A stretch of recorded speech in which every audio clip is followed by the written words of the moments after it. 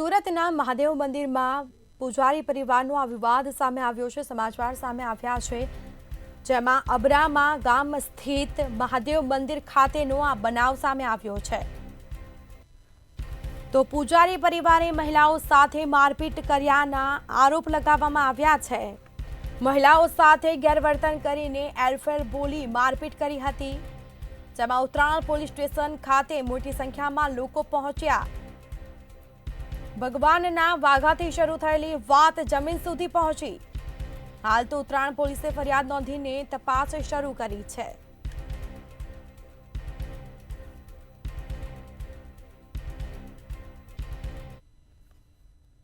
ગામ અબરામા, તાલુકો અબરામા, જિલ્લા સુરતનો હું રહેવાસી છું। શું ઘટના બની?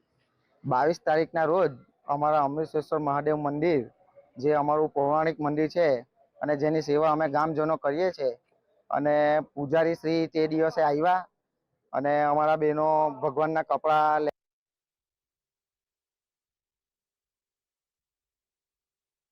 જે તમારું નામ?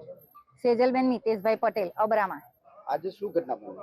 22 તારીખના રોજ ઘટના બનેલી હતી કે મંદિરના પૂજારી મંદિરમાં આવ્યા ત્યારે અમે ભગવાનના કપડા માટે પૂજારી પાસે ગયા તો પૂજારીની દીકરા અને દીકરી જિજ્ઞાબેન અને જિજ્ઞેશભાઈએ અમને વાળ ખેંચ્યા, ઝંખનાબેનના અને સેજલબેનના ધક્કો મારીને ગબડાવી દીધા।